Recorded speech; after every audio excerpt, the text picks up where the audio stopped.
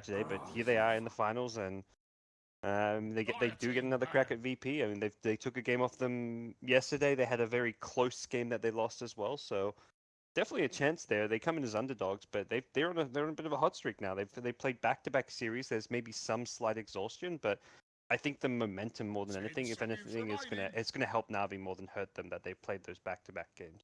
5 seconds remaining. Radiant team ban.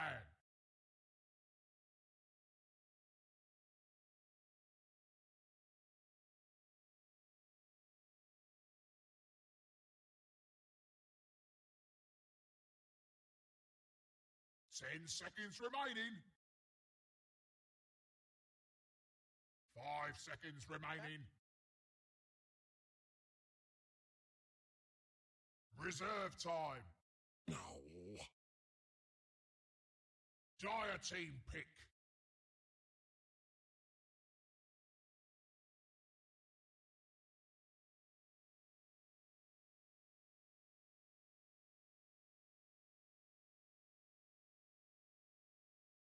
Ten seconds remaining. 5 seconds remaining.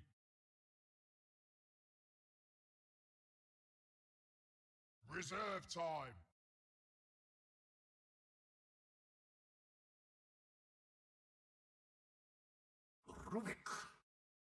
Yeah, they like putting General in these positions where he can be those big flashy playmakers, and securing his hero early on is no big surprise by any means. They also know, like, given that the Darks is already picked, the chance of something like a Nyx as a counter pick is very unlikely. Without Darkseer being put on like some weird fall. I mean, I guess Darkseer all Nyx would be a fall, but it's kind of awkward and not really something VP are known for doing. So they probably feel pretty safe that the Batrider pick is at least somewhat protected. And yeah, I like what Navi have done with their opening picks. Bivers Ogre's has been a constant go-to, and it's great for securing the mid lane for Dandy. That's the big thing. I think a lot of Ogre players kind of. Oh, sorry. Random alarm. Oh, that's the make sure I don't fall asleep while waiting for the CIS Grand Finals to start alarm. Yeah. Oh yeah. Ah, no, I'm good. Yeah.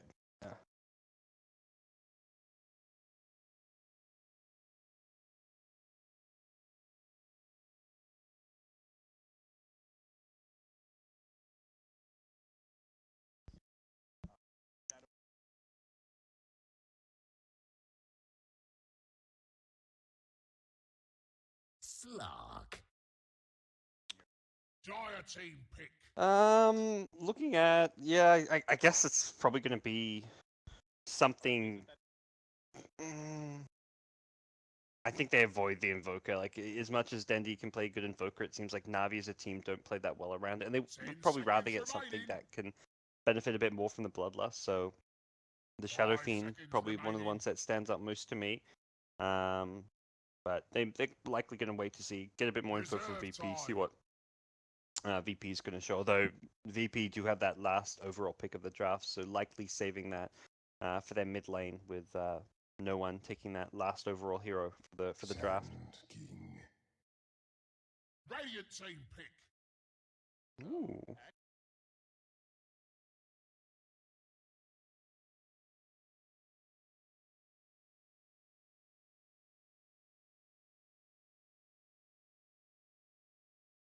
10 seconds remaining. Yeah. 5 seconds remaining.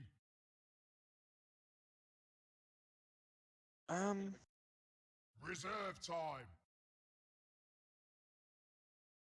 Yeah, it'd be pretty nice. Good against Slack as well, since Slack doesn't get to hit Emperor very often, won't build up Essence Shift charges. It's the right kind of hero. It's kind of hard to like jump to say what VP is going to pick for no one. I mean, I think outside of like an idea like an Ember, because it is a really good pick right now, because they're going to wait and see. Like, they have 2 picks before they decide their mid laner, and they're going to use that last pick to make sure they get a lane advantage in mid. So if they see Navi pick like an Invoker, they may go into like a TA type hero.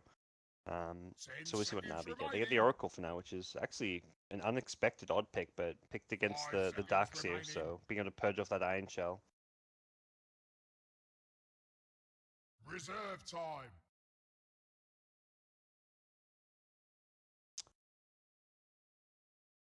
Radiant team banned.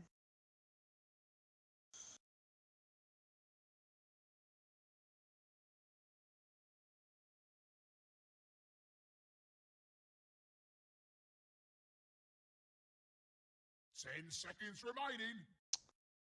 Yeah, I don't know. I'm not never sold with Oracle 5 picks these seconds days, and remaining. I feel like teams are just gotten a lot more used to dealing with the hero and how the false promise Reserve works. time.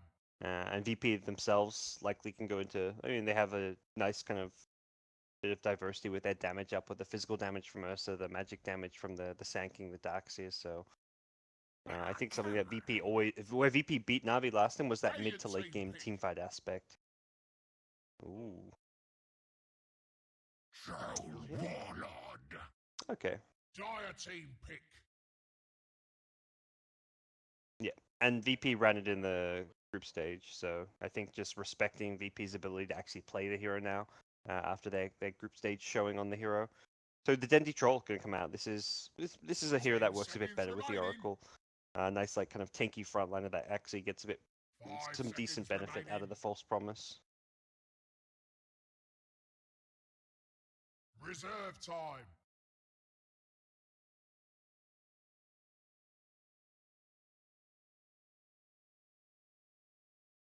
Yeah, doesn't have too many bad mid matchups either. Like his bad matchups are matchups where he still at least gets some farm and won't get destroyed. He's got an ogre on his team, so it's like a safe mid that doesn't. You don't counter pick a troll. It's just like, well, we're versing a troll. Let's VP are going to pick something that they feel is good and suits their draft rather than something that wins the mid lane because, like, yeah, it's just troll.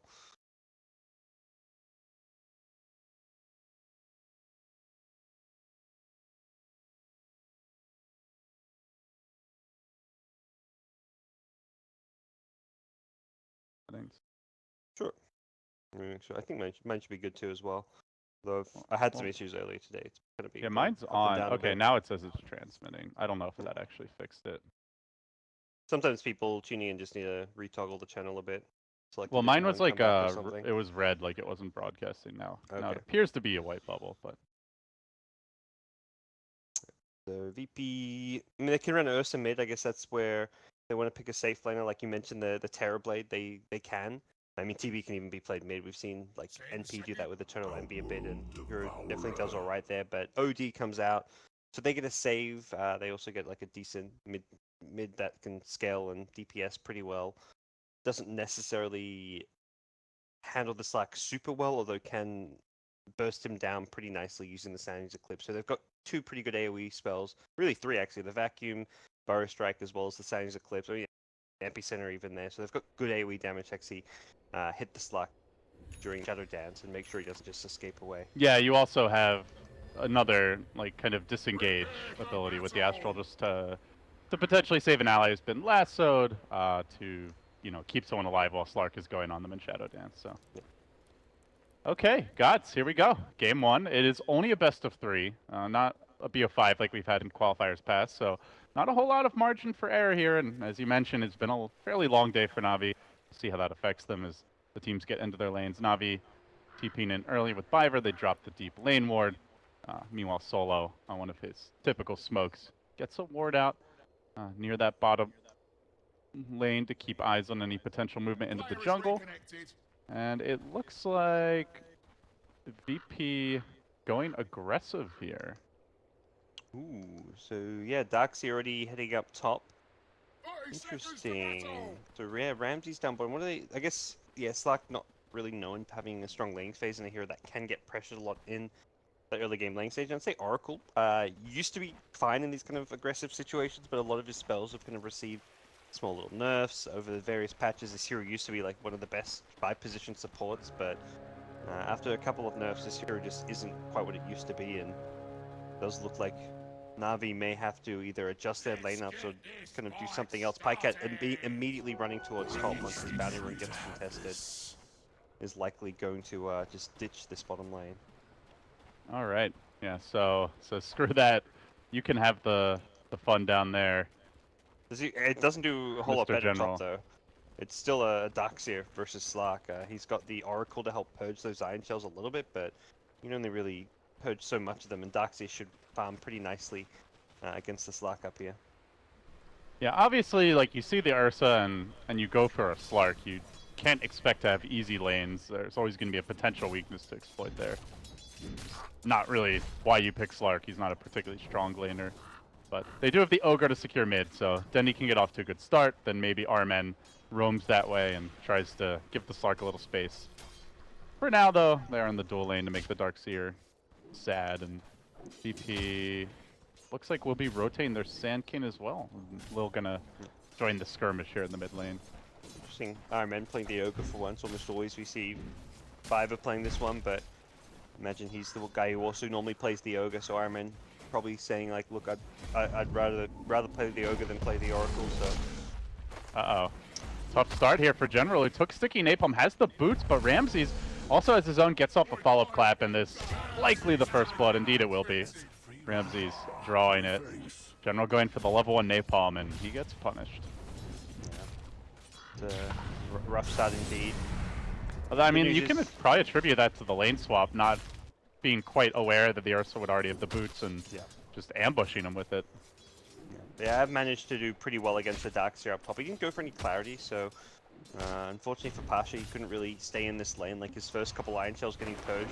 Often with the changes to Darkseer, his Iron Shell costs a lot more mana than he used to. This is actually a kind of a tough lane for him as a result.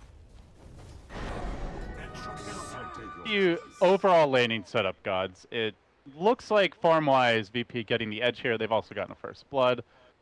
Do they just straight up win the lanes? Is there an adjustment Na'Vi can make to... I think Iron Man's Ogre is probably the hero that can roam around and be annoying. He doesn't really offer a threat at bottom lane with the Batrider to get kills, but likely we see him just stick around this mid lane and try and give Troll a bit of an edge. Unfortunately for Dendy, even with the Ogre's presence so far, he hasn't really done all too well in CS. Just the 2 last hits and 3 denies, so if Na'Vi can win top lane and perhaps have Ogre help them secure this mid lane a bit more, at least 2 of the 3 lanes will be going well for them, and they'll be okay with Batrider just getting experience, which so far he hasn't been able to really do at bottom, but with a level 2 and Firefly, he should be able to at least get XP down bottom. Alright, so Dendy definitely still getting that help from the Ogres. No one continues to receive a lot of pressure, but still CSing fine. 6-1 already. They're making the dive on bottom. They have found General again. 3 heroes converging on the Batrider.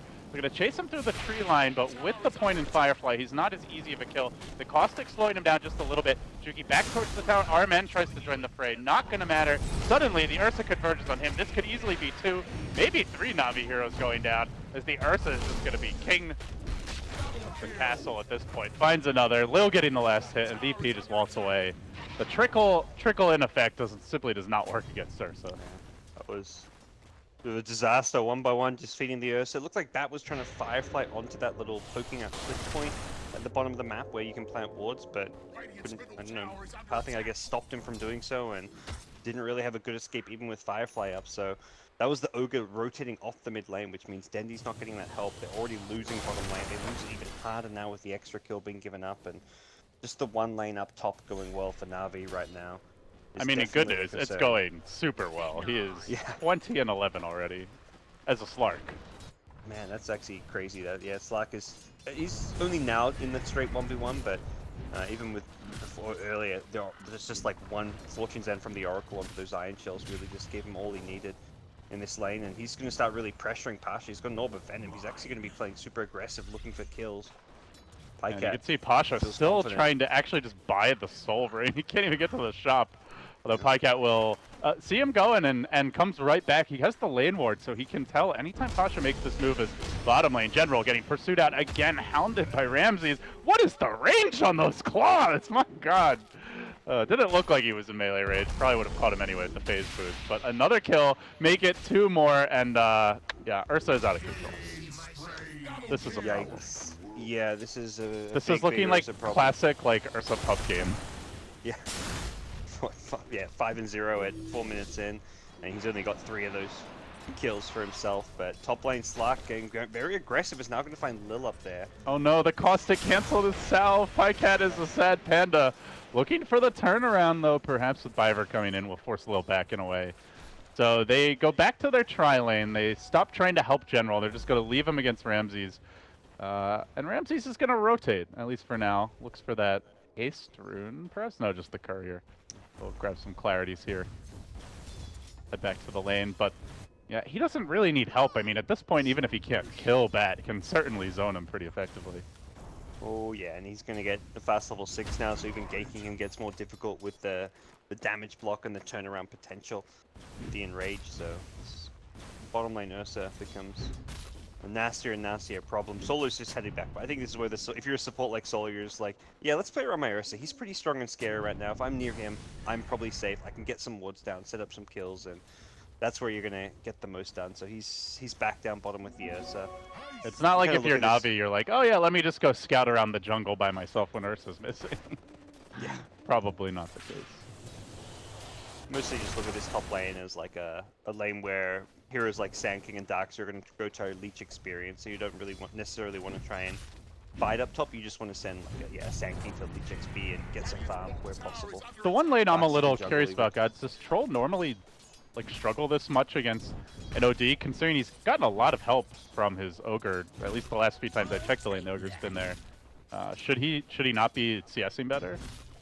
I think the denies are really good for Dendi. That's something where normally OD can secure CS pretty well using the Astral, and he is leveling up the Astral as his primary ability. So given that no one's leveling Astral, I'd say this is like pretty normal in terms of CS. Okay. Perhaps Troll a little bit under where he'd want to be in terms of his CS, but the denies is definitely a positive sign. Yeah, it's a well-documented aspect of Dendi's laning that he really does prioritize denies more than other mid laners historically, so could play into it as well. Yeah, I mean, he's one of the players, if he can get a CS or a deny, he'll normally choose the deny over the CS sometimes. And What a jerk. Oh, Lil using the Burrow Strike here on an Ogre illusion. Pycat wants to punish that. He pounces in off the mark though, and now Pasha back into the fray. Pycat level 6, so he should be able to get out of here no matter what, barring a catastrophic error. He will get burrowed though. Still not using that ultimate. He's been healed up a bit longer. He finally has to commit it just with extra move speed, but VP continuing to chase, so they blunt any potential upcoming aggression from the Slark. and bottom tower actually went down during all that, so Ramses has just managed to solo push the bottom lane just by constant chipping, and he can skip the wave pretty well as well. So this Helm of the Dominator going to be up very early on, and getting a creep at like 8-9 minutes in as an Ursa is going to allow you to really just roam around the map, play super aggressive. There's a lot of good creeps you can get to really benefit you. And Navi are going to be... Oh, look at this constantly under aggression, pressure. God. They know Batrider's off the lane. They're not going to let him farm in the jungle. Straight onto him. Ramses will move. One more attack, actually make it 2. Grabs another kill, so already a dominating streak. The jungle isn't safe. The lane isn't safe. And soon, Roshan won't be either, as you mentioned. About to get the Dominator. Oh, he's got the Elf Wolf as well. Yeah, the Dominator means he's probably taking Roche at level 8 with Fury Swipes if he wants to, since the creep can tank Roche for you. Doesn't have to go for Roche, and he can just look to continue to snowball, but getting an Aegis early on is definitely a nice thing to do. And he's smoked up with Sand King, so this could be for Roche, could be for making a play. We'll see where the priority lies for VP. Not a whole lot of mana on Lil, so looks like it will be into the pit. Can Navi, I mean, even if they knew about this, could they contest right now? They don't feel very strong. Not really. I guess VP aren't grouped up around it. They're just relying on the sneakiness of smoking in there at this stage to get Roche. So Darks is not really in a position to do much, neither is OD. So if they had there with numbers, they could have done something about it, but it would have become very obvious. Lil didn't even attack. He stayed smoke in the Roche pit, so if they came to contest it, his smoke would pop and he'd know that that heroes were nearby. So General ends up moving to the off lane, and guess who's there to greet him? It's his old friend Ramses. Shows himself in the lane. And reinforcements have arrived in the form of Lil. Gets a surge into a burrow, but General barely able to sneak over the cliffside there and back to safety. As that one of those first troll ultimates does get used. Dendi just taking over, farming the Ancients. They drive General off the lane and they go straight onto the tier 1 tower. So VP, very aggressive laning stage, really trying to secure map control here. Setting up for a second Roshan perhaps down the line. And for Na'Vi gods, I guess the question becomes like, how are they going to start asserting some map control, taking fights, or do they just have no ability to do that for the next 10, 15 minutes? And assuming VP pushing with enough numbers, I don't really think Na'Vi have plays they can make because they have no blink on Batrider, they have no initiation item on Pycat. He doesn't have his Shadow Blade or his blink dagger. So Troll doesn't really have too many items. I guess the Troll Helmet of Dominate you can make some plays with and may see like a smoke with an extra creep, but given that right now VP have Aegis, this is very much a Na'Vi, like a farming period for Na'Vi. They're going to be looking to keep away from VP during this Aegis period. Problem is Batrider is miles away from a blink dagger right now. Oh, Lil pulling out the jukes, breaking some ankles in the bottom lane. Viver trying to catch him out with the Fortune's End, but just a calm Sandstorm dodge and then do away. So VP just outmaneuvering Na'Vi around the map there. Yep. Going to smoke up as a pack of 3, head towards that bottom lane where they do have a ward planted. Sentry Deny was attempted earlier, unsuccessful. And let's see which way they go. Looks like they will find the Slark and they do it. Before he's able to get off a Dark Pact, he's just going to go down without a fight. The lone ray of hope really for this Na'Vi squad also bites the dust. So the pressure mounts. All the while, no one, yeah, by the way, has a Midas, kind of just quietly farming away in the mid lane, significantly ahead of Dendi now. Mostly due to the tower gold, but has not had any pressure. There is an OD in this game, guys, lest you forget. He doesn't even have to enter the game, you know, he can just stay out of the game. He can keep jungling, he can keep farming his lane. His team's probably just giving him word like, look, they can make all these aggressive smoke moves without the involvement of the OD right now. He can continue to farm the lane and the jungle, which he's been doing so far.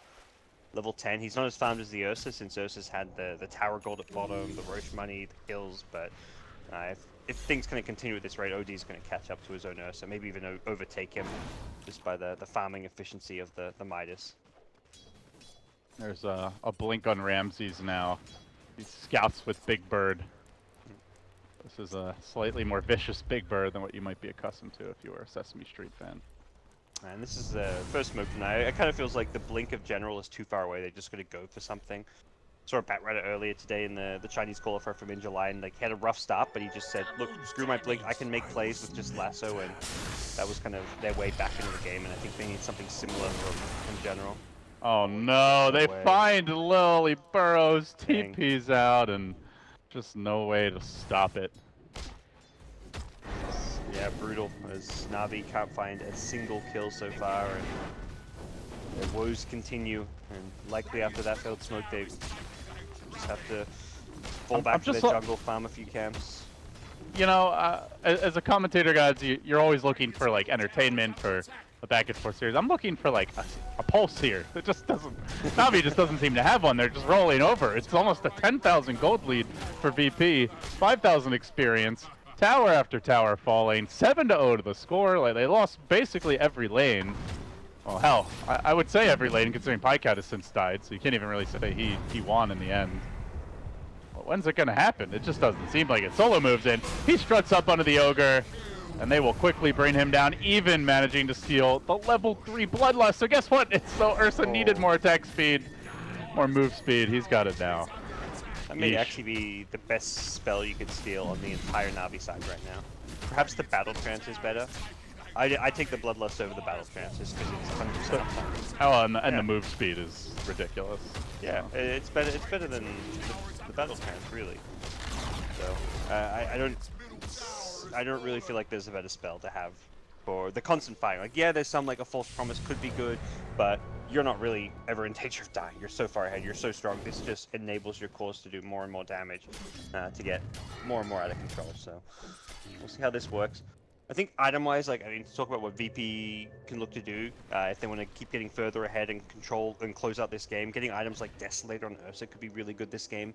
They do kind of lack building hitters, but that's where we've seen Ursa's kind of adjust their build, start getting the Deso, and just playing and probably pushing around like this Darkseer mech timing. They're not going to be able to get any kind of a high ground put. I mean, the Aegis has expired, so the second Roach is probably what they're eyeing off.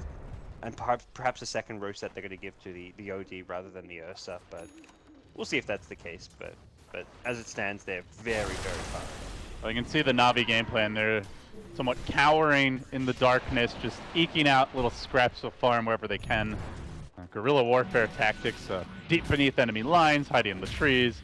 As well, VP are ready for that. They scan, they find General, and they massacre him again. So another death for the Bat Rider. I think at this point, you know, maybe you just start building your drums because getting a blink just seems like an ambitious task. General's worst games I've probably seen all qualifiers from him, and Is this the fuck General strat? Jeez, it seems that way, you know. But the old Navi, like when they were kind of had their moments where they were good, the plan was always like, if you're gonna beat Navi, you shut down General. He's the playmaker. He's the guy you want to beat and shut down. Dendi's always gonna get the help and support in mid lane. That's like typically been like their support playstyle, is to give Dendi the edge in mid. But if you shut down the playmaker General, even if Dendi farms and does well mid, it doesn't seem like Navi have that scary presence come mid game. And that's exactly where they stand right now. No blink still. No blink in sight, like he's halfway there as a Bat Rider at 15 minutes. And that should be said, I guess, as far as Navi's prospects go, they do have great late game. They have Battle Trance, they have a Slark, they have Bloodlust, they have a pretty good scaling support in the Oracle who doesn't need a whole lot of farm. So, like, I guess that's the silver line is, as horrendous of a game as this is, they don't really need to have an explosive start to take it late, but at the same time, you know, VP are no slouches come late game either. OD scales quite well. You've got the Darkseer teamfight potential. Lots of AoE to work with, and it's not like Navi are going to have BKB for Dendi anytime particularly soon, so I'm trying to find the silver lining and talk it up, but truth be told, it's going to take some big mistakes. BKBs until they get BKBs, they're not fighting into the OD and all the AoE, the Sanking, the Darkseer, and all that. And if they rush the BKBs, well, they're not able to keep up in terms of farm. BKBs are going to slow down their rate of farm. It's an item that kind of you typically want to buy to fight now, and I don't think Navi really want to fight, but at the same time, if they don't get the BKBs, they're also going to just continue to feed, so they're kind of in this tough, awkward position where there's no real ideal way to play this, but yeah, it looks like Pycat and Dendi are both queuing up those BKBs, saying, we got to at least get these and try and take a fight, even though we're miles behind. You can try and take a fight with a 10, 15k gold deficit if you get good value out of those 10-second BKBs. Of course, the downside is if you lose those fights, then your economy is an absolute shambles. Yeah, so. I mean, yeah, that's where like you really start talking about, is it just game over for Navi if that first fight or two with 10-second BKBs just completely fails. But they also have to get there. As it stands, BP continuing to control the map, push out all the lanes. They'll likely secure this, or at least go for that second Roche. And Navi are not going to have BKBs up before that second Roche respawn, so they want to contest it. They're going to have to do so just with the newly picked up Blink. So finally items have come out. General gets a Blink, Pycat gets a Shadow Blade. They've actually got their core items that they were supposed to have maybe 3 or 4 minutes ago, but they've got them nonetheless, and they can at least try and use these now. It opens up plays where they can use smokes and actually find kills. Well, good call on the Desolator for Ursa, by the way, and Ramses basically has it now. Oh, good. So yeah, that is. I saw him. Oh, sorry, go ahead. I saw him queue up a Basher earlier and was like, oh, he's going to go for the Basher, but yeah, I think Deso is way better this game. Rubik, hello solo in the mid lane. It looks like the general debut of the Blink. Used the lasso. Yeah, it's a support, but support kills are pretty big at this point when VP's had so much map control all game long. He's fairly high level, level 9. And a much needed kill for them, so Navi will be very happy with that. I mean, you'd love a core, but these cores are extremely difficult to kill. And you just, general, I think team morale goes up when you don't have 0 kills at 18 minutes into the game, so it shows that with these items they can actually achieve something, and if they can turn that one support kill into another couple of support kills, or a core kill maybe next time, suddenly this game, they're in a position where this game gets a whole lot more winnable, and they kind of start to claw their way back in. So it looks like Navi might be trying to force this tower, which could draw VP to side between Roshan or the tower. They're expecting Roche will be up very soon if he's not already. Probably thinking VP or Roshan this very second, given it's been about 11 minutes. fact, he has not respawned just yet, and Na'Vi are a little nervous. Come VP, this Ursa's gonna completely claw his way through here in no time at all with the Desolator. They like have to completely chain stun him, or he is Yeah. gonna kill them all. And the problem is he has a lot of crowd control backing him up. So Oh yeah. you're not reliably able to just jump the Ursa and expect no consequences. Now a blink secured for Pasha, so that big vacuum into Burrow Strike and hell, maybe an epicenter is a real possibility as Na'Vi dance around on their own side of the map, quite unsure of where they want to go. CVP scanning. And they do want to fight this. They don't have the BKB on Dendi. Pycat neither. They're walking into trouble, and VP seem to be in a great position to take this fight. Pasha's there with the back to start off. The follow-up burrow comes through onto 2 almost immediately, but the lasso is there, keeping the Ursa away as Arman. He's like, guys, the Roche is low. Let's kill it off. Pycat gets the last hit. General grabs the Aegis. Na'Vi have found the Roche, but can they win the fight? That's the real question. This Ursa is big. He's bad, and he is quite mad. They brought down 4. They're going to look for Biver as well. It's likely to be 5 with the Astral. He'll fall too. And scrambling for the hills is the lone survivor. It's General. It's 6 dead for Na'Vi. They steal the Roche. They steal the Aegis. And they get their asses beat horribly for it. That Ursa wasn't happy. He's like, that's my Aegis. Go happen. I'm going to claw you all down. That's not happening on my watch. And, well, VP very handily won fight. I mean, that the sheer net worth advantage just becomes kind of insurmountable in a fight like that.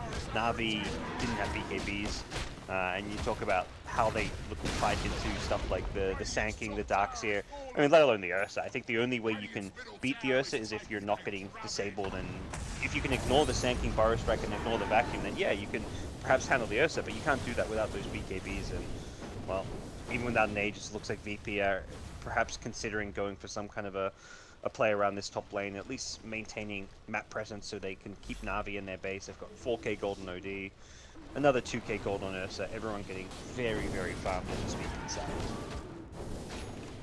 You can see no one has a Blink Dagger and the Quick Buy. I'm wondering if he's like, yeah, you know what, I'll just buy like a tier 4 item now instead. Screw that Blink. But things are looking rather good for VP. It's a best of 3, so even should Na'Vi lose it, they'll have a chance to claw their way back in. And last time they played VP, I think they lost game 1 and still bounced back in game 2. But yeah, that's right. This, I mean, when VP is on their A game, it kind of feels like they're on a different level from Na'Vi's. Pycat, as I say that, will find Solo, but gets astraled by no one. Now the lasso kidnapping him while trying to kill off Solo as well. Will General be able to make it out? That's the question. Use the Blink to initiate, goes up onto the hill. TP out attempted, no one. Does have the Burrow Strike support, so they're going to get a Rubik, but it cost them a bat in turn. Which was honestly, I think given the deficit, probably a net worth win for Na'Vi, or at least an even trade, but... Yeah, probably is. Actually, yes, the Rubik's pretty poor. Okay. Well, Zako gets forget caught the out by grass, Ursa though. on the retreat. Yeah, that Ursa is out for vengeance. Ramsey's just rampaging through the mid lane, does find another kill. 16-3 the score. Only 6 more to go, gods. 6 more to go. Slowly happening. And Ramsey, well, I say slowly, Ramsey's going to speed it up a little bit. Well, Astral's there. Armen trying to throw out maybe a little bloodlust from the high ground. Go, Denny. Live and prosper. Oh, not going to happen. He's dead as well. So, all 3 cores down. VP converging on the base. Game 1, a very clinical affair so far, and it looks like this is, if not the end just yet, likely the beginning of that end. I mean, the biggest weakness of VP's lineup is always going to be their ability to hit buildings, and I mean, as much as their lineup can scale late or right, they can never really hit buildings well with Ursa, but he's made up for it with this Deso pickup, and they're pushing high ground early enough time before Na'Vi are biting. Oh, there was a sentry. Oh god. Blink and you'll miss it. 2 more have fallen. Diver on the run. It's over, Na'Vi. They're already dead. VP, have mercy. Just kill their buildings.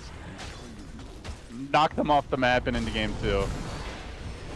I mean, if you could beat a team so hard in game 1 that you would just straight up win the whole series off of it, if there was some way to quantify a win being just too damned one-sided, I think this would be it.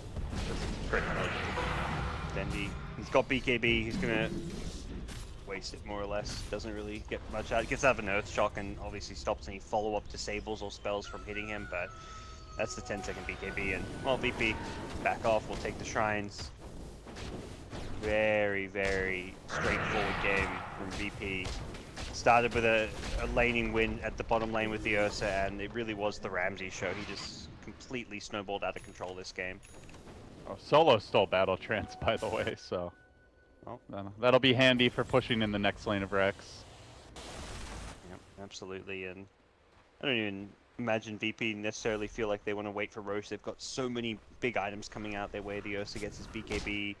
The OD is about to have Blink and BKB of his own as well, so the late game items that are coming really in the mid game continue as the deficit just gets bigger and bigger between these two teams.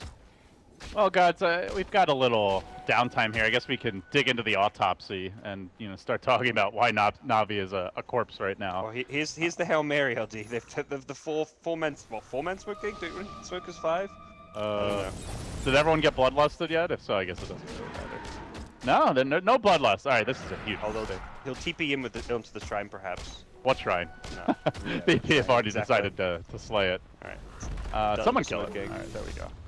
Yeah. But yeah, speaking about the autopsy here, like, where did it really go wrong for Navi? Do you think it was the laning setup? We'll see this last fight momentarily. Blink, vacuum, BKB from Denny. He immediately scrambles away. Pycat also gets off the Shadow Dance and will likewise retreat, but the buildings, they can't run. And VP are coming for those as well. Yeah, I think draft-wise, it was always going to be a tough game. They picked the Slark very early, like they third picked it because we're seeing it get banned out from some of the teams against Navi. It has been one of Pycat's preferred heroes, but the hero has some weaknesses that VP exploited. Like they pressured it in, well, they forced a kind of rough laning stage by forcing Navi to rotate these lanes a lot. Ramsey's getting to work with the BKBs. They pound Navi, almost finish off Denny with the big hammer drop. Not quite, but Ramsey's, he's like, I expected I could kill him in one less auto attack. Turning around prematurely a few times now. So that's 2 lanes of rack. Any moment now, Navi will accept their fate. They'll tap out while they still have any dignity left. There you go. I think it was always 3-22. I think they wanted Perfect. the meme gods. They were like, you know what? We're playing against Solo. We got completely spanked. It looks so bad. It's almost like we threw the game. Let's just make it 3-2 and then we'll tap out. They did it for the fans. They're truly the people's team, this Navi. So win or lose, you've got to love them, I guess. But are you saying the people lose in the end? Is that the moral of this tale? I mean, that's definitely the recurring theme with Navi fans, at least. So we'll see if they can break that here. But they give you this false hope and then they crush it later on. But I mean, Navi, the team known for their kind of roller coaster runs. They had their ups, they had their downs. This was definitely not one of their better games in these qualifiers. That bottom lane was just such a catastrophe. I mean, Ursa getting the kills on the general to begin with is one thing, but then getting the additional kills when heroes rotated and TP'd in, killing the Ogre, Oracle then TP'd down there, and the lanes just completely fell apart.